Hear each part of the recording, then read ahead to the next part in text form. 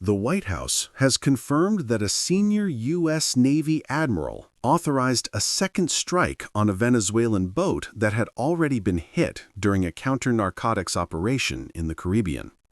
According to officials, the vessel was suspected of transporting drugs and was targeted as part of a broader campaign against what the administration calls narco-terrorist networks operating in the region.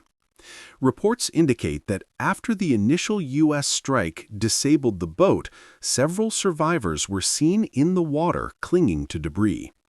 A follow-up strike was then carried out, allegedly on the direct orders of Admiral Frank Bradley, the commander of U.S. Special Operations.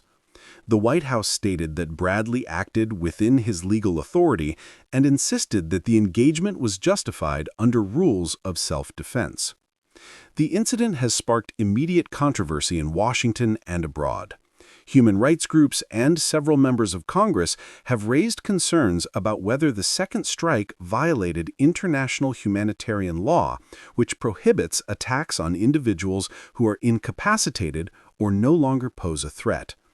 Legal analysts note that the key question is whether the survivors were still considered combatants or whether lethal force at that moment constituted an unlawful killing. Venezuelan officials have strongly condemned the operation, calling it an extrajudicial execution and demanding an international investigation.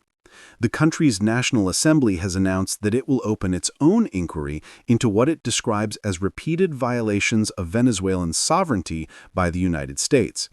Meanwhile, the Biden administration maintains that the operation was lawful and part of ongoing efforts to disrupt maritime drug trafficking routes that, according to U.S. officials, have been increasingly used by armed criminal groups. The Pentagon has not released additional footage or details, but says it will cooperate with oversight processes. The debate continues as lawmakers call for classified briefings, and military experts warn that the incident could escalate tensions between Washington and Caracas. For now, the White House stands firmly behind the admiral's decision, even as pressure grows for greater transparency about the circumstances surrounding the deadly second strike.